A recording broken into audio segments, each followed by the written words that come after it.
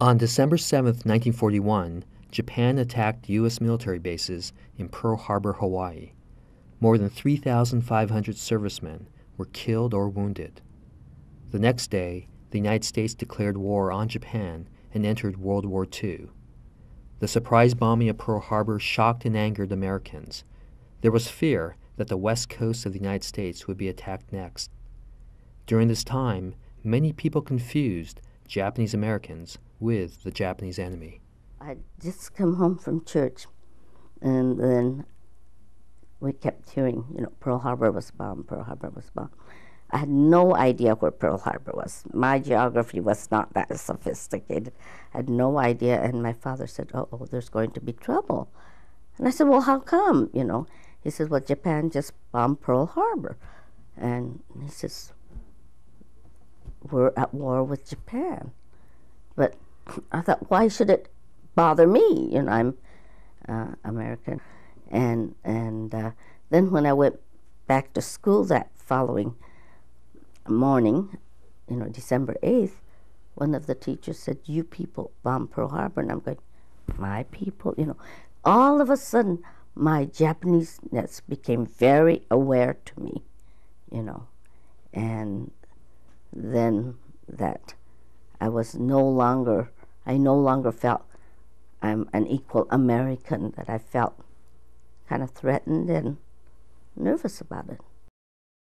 In the weeks following the attack at Pearl Harbor, the Japanese military won numerous battles in Asia. Newspapers were filled with these troubling reports, along with sensational stories about Japanese Americans spying and sabotaging military bases. FBI Director J. Edgar Hoover was asked to investigate and clearly stated that the stories were false rumors. During World War II, not a single Japanese American living in the United States, Hawaii, or Alaska was ever convicted of espionage or sabotage, contrary to these news reports. Although no wrongdoing by Japanese Americans was uncovered, intense political pressure from anti-Japanese farmers, labor unions, and businessmen urged officials to remove all Japanese Americans, whether they were citizens or not, from the West Coast. On February 19, 1942, 10 weeks after the Pearl Harbor attack, President Roosevelt signed an executive order based on military necessity that allowed the Army to round up and remove all persons of Japanese ancestry from their homes on the West Coast.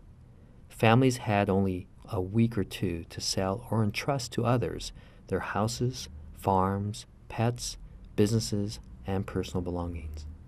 We had to have money to survive, so we were trying to sell everything and sell for whatever we could get. We were selling plants and flowers and trees and everything we could sell.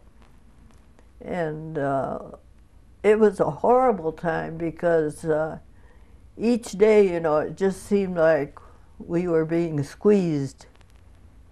And since we'd never been in a war before, in our lives, it was just absolutely panic.